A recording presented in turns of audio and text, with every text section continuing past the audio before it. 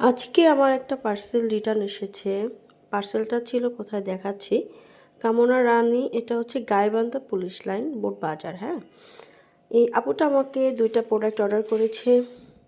একটা হচ্ছে mister cream আর একটা হচ্ছে সানস্ক্রিন। হ্যাঁ, এখন আমার পার্সেল কিন্তু সহজে রিটার্ন আসে না। মানে আমার এই মাসে বলো, গত মাসে বলো, তার আগের মাসে বলো, আমার একটা পার্সেলও রিটার্ন নেই। হ্যাঁ, কিন্তু ইনি কী করেছে, অর্ডার করেছে, দেন প্রোডাক্ট তার হাতে যাওয়ার পরে সে বলে কি ডেলিভারি ম্যানকে, ভাই আমাকে প্রোডাক্টগুলো দিয়ে যান, আমি ব্যবহার করি, তারপর আমি আপনাকে টাকা দিয়ে দিব। আসলে কি এটা নিয়ম? ক্যাশ অন ডেলিভারিতে আমরা প্রোডাক্ট দিয়ে থাকি। হ্যাঁ, প্রোডাক্ট আপনার হাতে যাবে, প্রোডাক্ট চেক করে তারপর আপনি টাকা দিবেন। সে বলে কি ইউজ করবে, দেন হচ্ছে তারপরে সে আমাকে টাকা দিবে। এটা কি কোনো কথা? তারপরে সে কি করেছে, ডেলিভারি ম্যানকে সে সার্ভিস চার্জটাও দেয় নাই।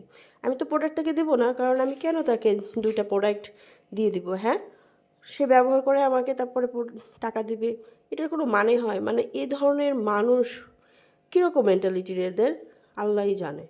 হ্যাঁ, তারপরে তো সে আমাকে ডেলিভারি চার্জটাও দেয় নাই। মানে কি একটা অবস্থা! এরকম হলে আমি আপনাদেরকে কিভাবে ক্যাশ অন ডেলিভারিতে প্রোডাক্ট দিব বলেন? আর এরকম যারা করতে চান প্লিজ তারা আমাদের কাছে অর্ডার দিবেন না, প্লিজ।